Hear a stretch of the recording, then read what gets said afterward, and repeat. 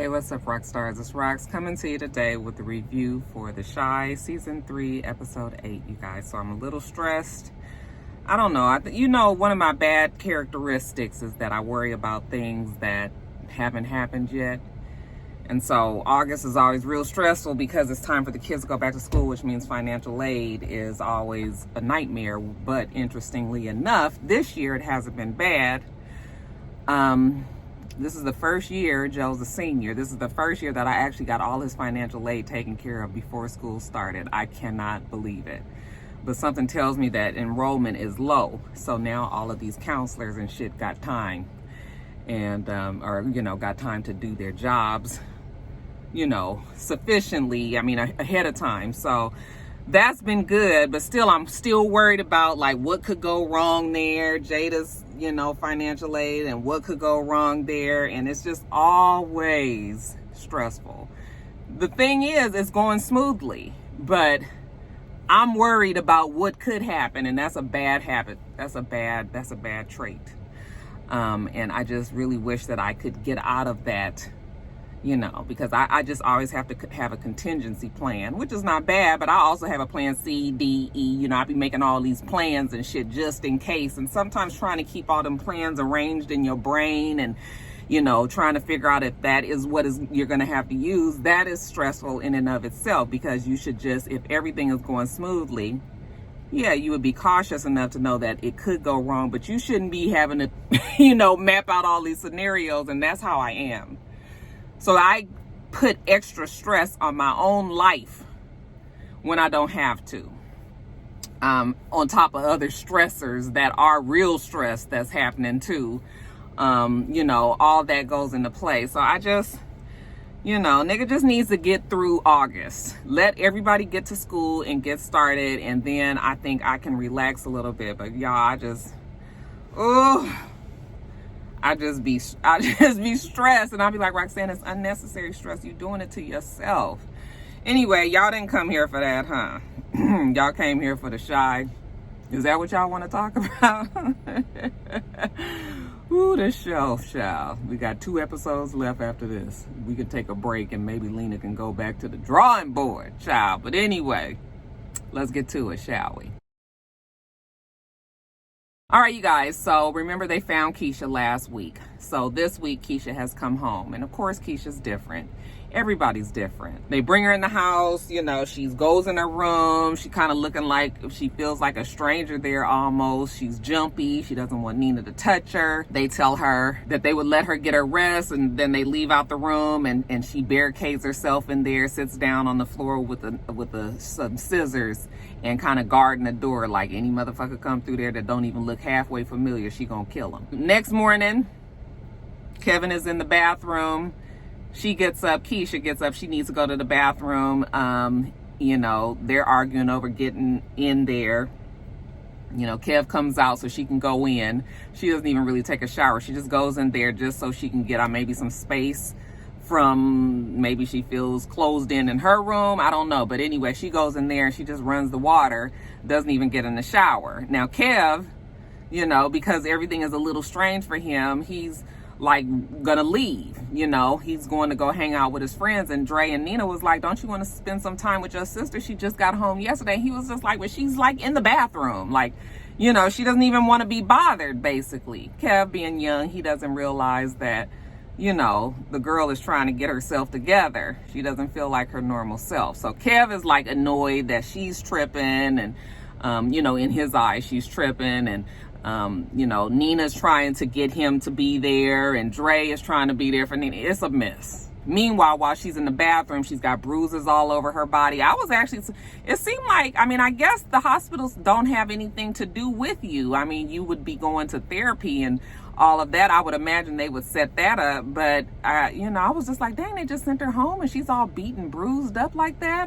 But I guess nothing was broken, physically. She's looking at herself in the mirror. She doesn't look like she's happy with what she sees.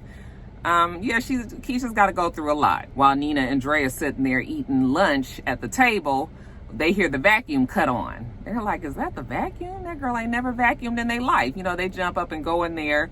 And Dre was like, you haven't eaten all day. Like, do you want, want something to eat? I can fix you some pizza. She's like, no, I don't want that. Dre says, well, why don't you come and sit with us? You don't have to eat. You can just spend some time with us. She doesn't want to do that either. Dre is suggesting, since Dre is, comes from a counseling background, maybe she needs to talk to somebody. Nina says that she doesn't have to talk to anybody. I'm thinking to myself, like, yeah, I understand that we are trying to be very protective of our child, and maybe it is kind of early, but like I said, it seemed like the hospital would have already set these things up.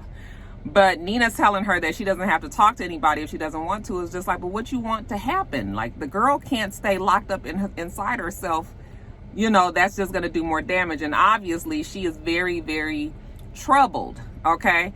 But maybe we could have gave it a day. Maybe everybody could have got home and, maybe she needed to get some rest and all this. Dre just kind of constantly being right on it right away.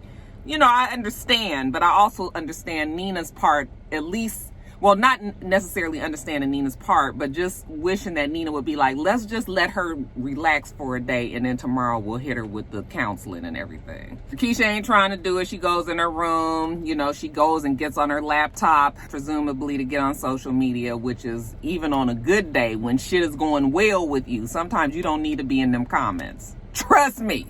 I know, being a YouTuber. She also looks up an article and sees that her kidnapper was indeed killed. So maybe that can give her a little bit of solace. Now, back to Dre and Nina. Dre is asking Nina, why is she so afraid for Keisha to go to therapy? And Nina said that she's afraid about what might come out. I'm sure we don't want to know these things. We don't want to know that our child went through these things, that we weren't there to protect them. So, I get that.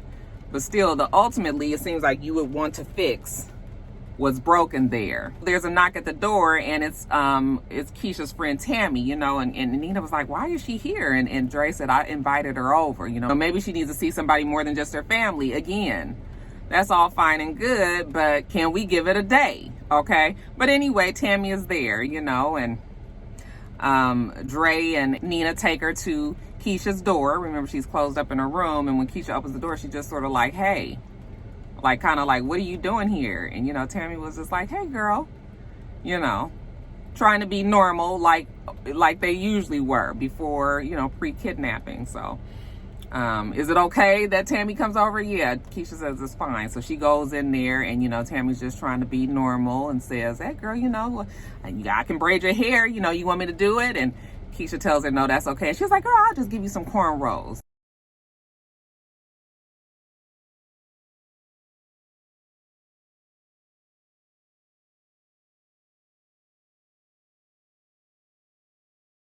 Okay. So, like teens are, they sit down, and Keisha's still trying to, like, center herself in this whole conversation, because Tammy just running on and on and on about what's going on. She talks about her boyfriend and their problems. She talks about, what's going on in school, her getting in trouble in school. And then, while Keisha's not really answering her, she's like, girl, are you okay? Like, am I talking too much? And Keisha was like, no, it's okay. Like, tell me what they talking about at school. Wrong question. Well, of course, Tammy tells her that, people basically was saying that she staged this whole thing. It was a publicity stunt, that she was fooling around with that guy. He was a side piece, and he got mad when, he knew she was doing something with somebody else. There were all these stories that was running rampant. None that was true. But of course, Keisha is upset that everybody is talking about her behind her back, including Tammy, it seems. She was like, I looked online, I saw the stuff that you said. And Tammy was like, well, I didn't even know what to think, and you so secretive about your life, you don't be telling anybody what you doing. You didn't even tell me that you was fucking a track coach. Okay, now Nina is standing outside the door listening, because the voice is getting elevated, right? I'm not sure if she actually heard that. She should have heard that, though. And Keisha was just like, get out. Okay, so then of course Nina jumps back from the door when she rushes, she hustling Tammy out, but Keisha is just fed up with that. So now she knows that they're talking about her bad at school. This is horrible. So she comes back in, and she's just like, I can't wait until I leave for college. Nina and Dre both are looking at her like, oh yeah, okay, about college. That scholarship, they gave it to somebody else. So that really sets her off. She goes in her room, and she starts crying and screaming, and she just tears down all of her awards that she's won from running.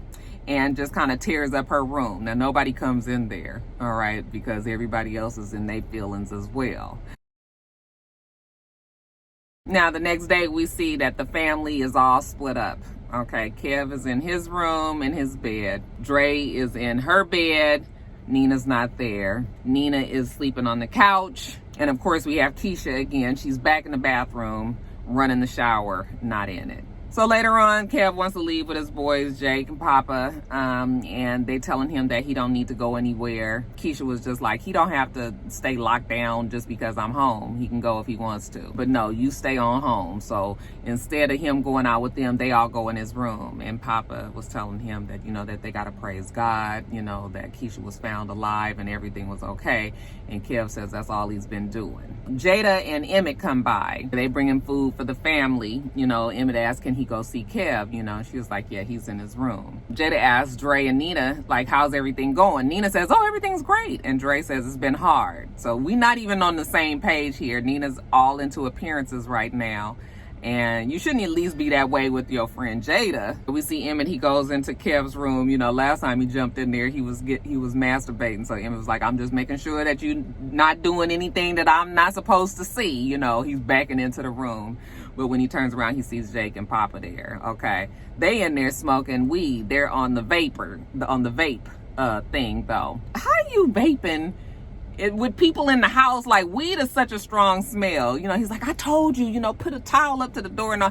He trying to tell them, like, but Nina and Dre, their mind is so far off of everything that's going on. Maybe they don't even smell it. So he comes in there. He asks him, how's Keisha? You know, is she good? And Kev was like, I guess, you know, she's in her room, but she's acting a little different. He was like, yeah, you would act different too if you was taken, you know, and shit happened to you. She might be acting a little weird right now, but she's alive. You got to be thankful for that. Kev was just like, well, she in her room, not sleeping, so you can go in there if you want to. Jada gets a little free time with Dre, and she was like, so how's it been? And Dre was like, it's just been pretty tough. This whole thing with Keisha being taken and then, you know, her coming back has been a nightmare, you know, and Nina is all over the place. Jada was just like, well, I know it's tough on the marriage right now, but if you guys make it through this, you know, you'll make it through anything. I don't know if Dre feels like they gonna make it through this, though. Dre says, yeah, I understand that, but I don't think Nina wants to fix anything. And I can't really talk to her. Everything I say, you know, she gets upset with. She feels like she's walking on a tightrope. So later on, she's talking to Nina, and Nina was like asking Dre, has she ever been violated, you know, by a man or a woman, I guess. And Dre says no. And Nina says, okay, well, that's why you can't understand why, you know, Nina is so protective of Keisha, because she's been there. But Dre tells her, well, just because you're still broken doesn't mean that she has to be, which was actually I was like, that is a poignant line there. Repeating generational curses and making things happen over and over again just because it happened to you doesn't mean that that was the right thing to happen or the way to take care of it. So Jada now is trying to help them out with it, you know, and Jada's telling them she's dealt with, you know, women who have been, or girls that have been sexually assaulted, and their brain goes through all kind of changes. Some people feel like it was their fault. Maybe they shouldn't have dressed a certain way or done a certain thing. Those are the same thoughts that Keisha could be having. Some even thinks that their kidnapper loves them, that it actually was a good thing. So people go through a lot of mental changes there. They're all sitting in the kitchen and the dining room talking, and then we see Emmett come out of Kev's room, and he goes and knocks on Keisha's door. And when she opens the door, he was like, what's up, Keisha? And she was like, what's up? And then he just walks in the door, and she closes the door. And Nina looks at Dre like, this nigga, like, what? I mean, we can't even get in the room, and she just lets him in easily. But the good thing about Emmett is that he's able to talk to Keisha like nobody else is. You know, they actually have a friendship, a true friendship. And Emmett is probably the best thing for Keisha right now. So when they get inside, you know, she's a little awkward, and he was just like, well, I just wanted to lay eyes on you, make sure that you were okay. And then she was like, no, you can stay. Come on and talk to me. Just tell me some things. And he tells her that him and Tiff are good. And she was just like, you lying. And he was just like, I'm not lying. She was like, nigga, we dated. I know when you lying. Okay, you lying. And he was like, yeah, well, you know. Then he tells her about Don. Okay. I didn't even realize that was Lala's name. He tells about Don and how he fucked Don, and she was just like, well, why did you do that? Especially considering you with Tiff and you trying to work things out. And he was like, yeah, you're right, he shouldn't have done that. But of course, that's how Emmett rolls. I was disappointed though that he did fuck Don. Like, I was really wishing that he had matured out of that a little bit. But that lets you know that Emmett is still very young. So now he don't know what he's gonna do.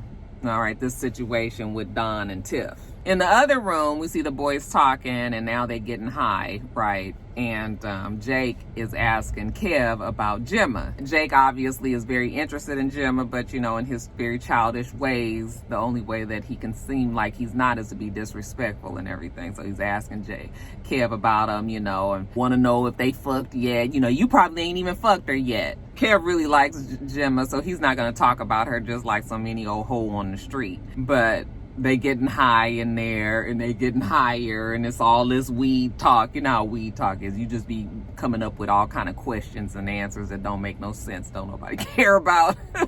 They playing the game, and Kev is asking all these things, and Jake is like, you sound like all them white people at school. You know, Papa says that he ain't really been around white people, so he don't know how they act. Jake was like, don't worry, you ain't missing nothing. Now, Papa is the type that when he gets high, he get paranoid, just like me. That's why I can't smoke. Okay, so he hearing things, he feeling things, and you know, they like, will you sit your ass down? Papa's feeling bad though, because he knows that the kidnapper had been into the pizza parlor a whole bunch of times and had given him some big tips. And he feels guilty for keeping the money. Jake was like, well, we didn't know that he kidnapped Keisha, so I mean, you wasn't wrong for taking the money, but now Papa don't want to keep the money. Jake was like, look, she's alive, so it's okay. You don't have to worry about the money. Kev says that he wishes that he could kill the killer. I was like, the killer's dead. The killer's dead. That's what he says, but he's already dead, you know. But Kev just wishes that he can contribute to the pain of the man that's, you know, caused all this pain to his sister. Back in the room with Keisha and Emmett, she's telling them just how hard it is. She didn't realize how hard it was going to be, how hard it was going to be coming back home, you know, finding out that her friends are talking about her back, you know, about her behind her back. And he was like, you can't look at that stuff. Like, you can't read any of that because people just gonna say whatever the hell they want to say. They don't know. She says that she doesn't feel like she's ever gonna be the same again. And he was like, you won't be the same again, but you're gonna have to find a way to move on. She said that's not gonna be really easy. And he tells her that he's sorry. And she was like, why are you apologizing to me? And he was like, if I wasn't so trifling, then we would have been together and none of this would have happened. She was just like, no, if we was together, you would be cheating on me with Don. So, you know, she knows enough that Emmett was not gonna be no different whether or not she was with him. So don't beat yourself up. She knows you better. They just start sitting down. He telling her about, you know, his new job that he got. He bought Sonny out. I don't know when that happened. We didn't see that, but evidently he bought Sonny out and he's been slanging this midnight barbecue. You know, it's pretty good and Don works for him and all of that. So she was just like, damn, I missed a whole lot. You sure did. So he takes her out to the kitchen since he brought some food over. Here, you want to taste it? He heats up her plate in the microwave and they sit down at the table. And she was like, damn, this is good. She's impressed, okay? So while they're out there laughing, Nina and Dre, now Jada is in the kitchen. So I was just like, y'all just didn't left Jada in the kitchen while Nina and Dre is in the bedroom talking. They was in the bed. And then Nina was like, is that Keisha laughing? So they jump up and run in the kitchen. And, you know, Nina was like, well, it's good to hear you laughing again, okay? Okay, only Emmett was able to do that. Everybody is in the kitchen, including Jake and Papa and Kev. And they're all sitting around the table while she's sitting there eating. We get a happy family for about 3 good minutes. Papa tells Keisha that he got this money, but he's not going to keep it because the kidnapper would come to the pizza place and gave him the money for a tip, you know, but he feels guilty about it. So Keisha turns around and asks Nina and Dre, like, what took you guys so long to find me? I was just down the street. And now we at the accusation stage. Dre said, well, we have been looking and looking. And she was just like, oh, you was just so busy being in your honeymoon stage. She looks at Kevin and them and was just like, what about y'all? And they was like, look, we had been risked our lives trying to find you. You know, we went to the trap house trying to find you. And she was like, the trap house? Why would I be at the trap house? And she going, they talking, and Nina and Dre is back there listening. Nina ain't knew none of this shit about the trap house. And he was like, maybe because your boyfriend was there. None of this shit would have happened if you wouldn't have been trying to be so grown anyway. So then she was like, oh, so now it's my fault? Nina comes rushing over there and is like, Kevin, you need to go to your room. And he was like, why I gotta go to my room? You know, basically Keisha in here accusing everybody when everybody was trying to find her. She said, you go to your room. And he was like, when you gonna tell her that you packed up her room? Like I said, they got about 3 good minutes of family time. Maybe not even that. Kev and Nina go into the room and they, you know, Nina is fussing at him. At the same time, Jada is talking to Keisha, and she's just telling Keisha how you don't need to let anybody tell your story. You know, you have to be the one to do that. Keisha doesn't even know how she's going to be able to do that. When does she stop feeling like this and going back to being the girl that she was? And Jada was like, you won't ever be that girl again. You are going to have to try to dig deep down inside yourself to find that light. And Jada tells her about her own experiences, how she was assaulted by a family member, and it just basically destroyed her.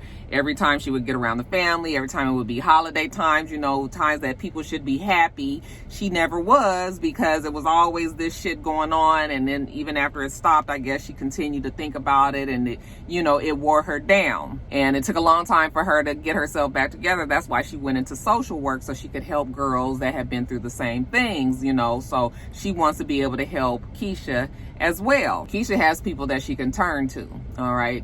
Jada didn't have that same luxury when she was younger. So, you know, she's going to have to lean on people that's going to be able to help her as well. So it looks like Jada was able to get through to Keisha. Keisha, you know, goes and gets in the tub. That is the first time that we've seen her bathe since she's been home. Now, next we see Ronnie. He's at the door. Dre was like, why are you here? Keisha told me to come by. I was like, well, when did she tell you that? So Dre lets him in, anything to get Keisha to talk as far as Dre is concerned. And he sits down with Keisha, and she's thanking him for saving her life. But she's got all these emotions. She was like, is he dead? It's like, yep, he's really dead. And she was just like, but I had to kill him, right? And he was just like, you did what you had to do. But Ronnie knows what she's going through, because we know that Ronnie killed Coogee, right?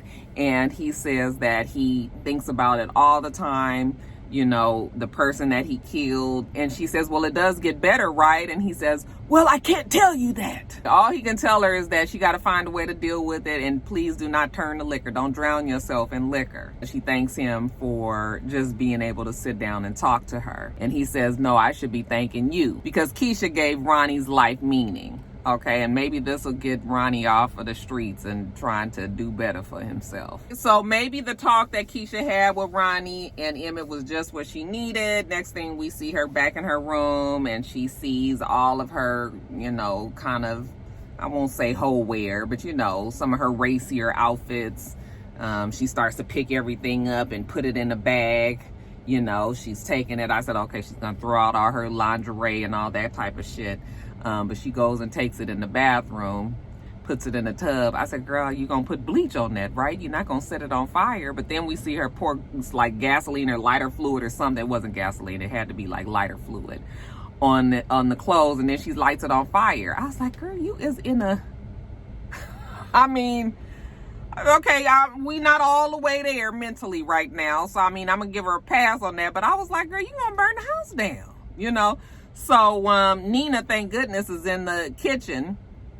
The smoke starts to waft up underneath the door and goes into the kitchen. And, you know, Nina runs in there and was just like, you know, about to put it out. And Keisha said, no. Okay.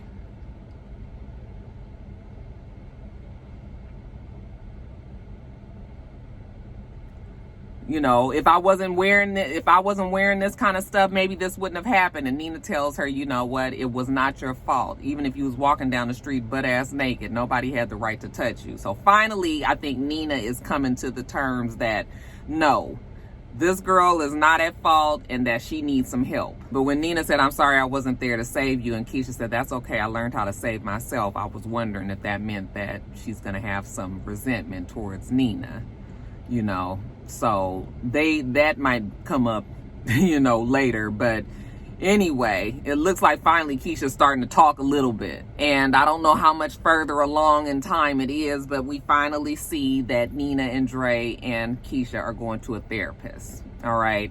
They get dressed. It's snowing outside. They tell Kev to stay home, you know, and when they go out, Nina and Dre are walking down the street, and Keisha comes out, and she's just looks like she's not really sure of what she's about to do, but you know what, you're gonna have to tackle this baby girl. So she just kind of standing there, and Nina and Dre go back up to her like, are you okay? And she just kind of stands there. So hopefully that means that she's just trying to take a deep breath before she goes to counseling, that she's not gonna change her mind. But yeah, now comes the job of putting Keisha back together again. All right, you guys, so actually the episode wasn't bad. It still feels like everything is kind of crammed in, like all this stuff that happened could have happened over a course of a few days or whatever. But, you know, we've had worse episodes. So actually this episode was cool, but it was heavy and it was tiring. I was actually exhausted after I finished watching it, so.